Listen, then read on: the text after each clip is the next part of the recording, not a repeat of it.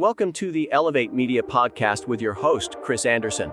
In this show, Chris and his guests will share their knowledge and experience on how to go from zero to successful entrepreneur.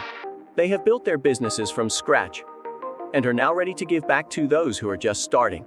Let's get ready to learn, grow, and elevate our businesses.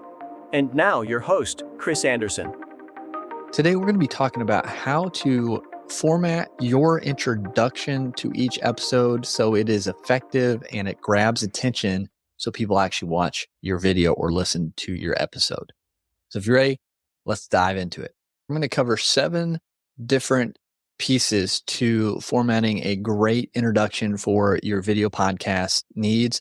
So make sure you listen to all of them because they're all super important so you can get that down and have a very effective attention-grabbing intro. So the first one is to start with a hook. Now, that is important because you want to grab the person's attention who might not have watched any of your videos or listened to any of your episodes before. Maybe they're just finding your channel. So you want to grab their attention and draw them in to want to listen to more. And hooks can be different things. You know, you see or hear maybe the hooks being something taking from the episode that's captivating or interesting or controversial, and you take that small little clip, that little snippet, and put it at the very beginning. That can be a really good hook. It could be where you're just saying something that's related to the episode that really hooks people in. Like explain, hey, I'm going to share the number one secret to successfully growing your business, whatever it is, something that's going to grab enough attention to guide people into the episode. But you want to start with that hook. It could be an interesting statistic, provocative fact. It could be a question. It could be a comment, or you could even start with a joke. It all depends on what your audience wants, what they like, and what's going to bring them into the episode best.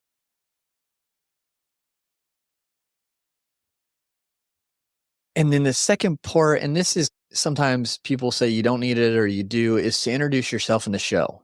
You want to do this fairly quickly, but you have to remember too, using this is important because some people coming have never been there before. They don't know who you are. They don't know what your show is about. So having that short introduction of who you are and what you do or what the show's about is important. And it doesn't have to be very long at all. Hey, I'm Chris Anderson, and the Elevate Media Podcast is all about helping coaches grow their businesses. Boom. That's all it necessarily has to be. So just figure out what that is for you and use that as your second part. And then you can use like a canned or a consistent intro montage, a short little video or logo introduction, something of that nature with music behind it, just to separate those things together, moving. So it's almost like people know now the real episode is starting. Or you can have an intro that changes each time with your guest or with you that, you know, has different graphics or pictures or video clips that are meshed together. That's a little bit more work depending on what you want to do. But you can have that as the next step as like, hey, okay, now the main body is started. And then you want to make sure the tone of your intro matches what your show is. If your show is a really serious, matter of fact type show, then you want that intro to match that. You don't want some flowery, upbeat, super high energy intro for it. You want it to match the energy of the episode. If you want people to get excited and get that energy, then you want to have an intro that matches that as well. So you've got to think about the tone of the intro compared to what your episode, what your show is actually about. You wouldn't want a murder mystery show to have a really cheerful introduction like someone from the 70s, Flower Child type thing. It just doesn't match. So you want to make sure that tone is the same. And in the end, make sure that you're using an animation or a music piece or something that one, you have the license to use so you don't have any issues on YouTube and things of that nature, but that it stays consistent, at least for a while. You can always update and improve things, but having that consistent piece, like I mentioned earlier, it grabs their attention because it's something different. It breaks up the video piece. Now it's the animation and music, but it's also that kind of the key of, hey, now the real thing started and taking it from there. And again, this has to match the tone of your intro and your main episode. And then this is the one, and I see a lot of people kind of mess up. They don't necessarily take this in consideration. Your intro needs to be super short as you can make it, but still grabbing their attention and hooking them in. I've seen some and listened to some that their intros go on for minutes There was one that went up to 5 minutes and I was like, I'm done.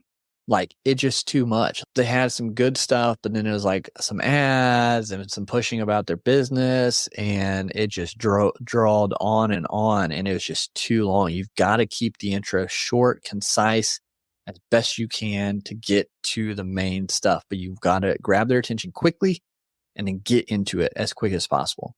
And it can always be improved. We're working on improving ours. It's always something you can improve upon, but keeping it as short as you can, being interesting, grabbing that attention and getting right into it, but also explaining about the show and who you are in a short period of time, 30 seconds or less. You've got to be under 30 seconds. People's attention spans are not very long anymore. So the sooner you can grab their attention at the very beginning and get into that episode, it's going to be better for the experience for the listener or the viewer. And then, of course, like I mentioned, test and refine. As you're doing it, has your listenership, has your viewership improved? Have more people went past the intro? Have more people listened past the intro? Great. Then maybe keep it for a little bit more. Maybe tweak something else on a couple videos coming forward. Like every other video, do something a little bit different. Maybe that's where you shorten it a little bit, or you change the music positioning to be a little bit more hyped up, or whatever matches your tone, and then measure that like an A/B testing.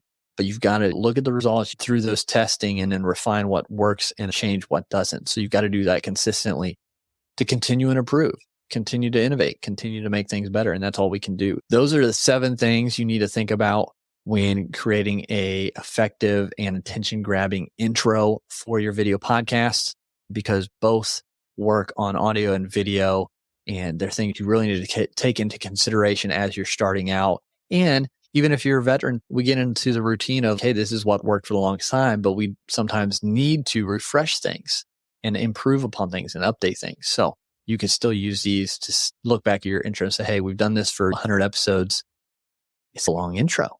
Maybe we need to shorten it. Maybe we need to have a better grabbing of attention at the beginning. So things can always improve. So take these, implement them, because by using these, you can create an effective and attention grabbing intro that's going to get more people to want to listen and actually start listening.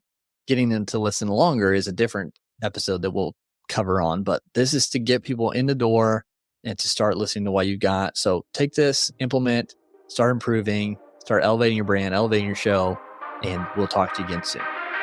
Thank you for listening to the Elevate Media Podcast. Don't forget to subscribe and leave a review. See you in the next episode.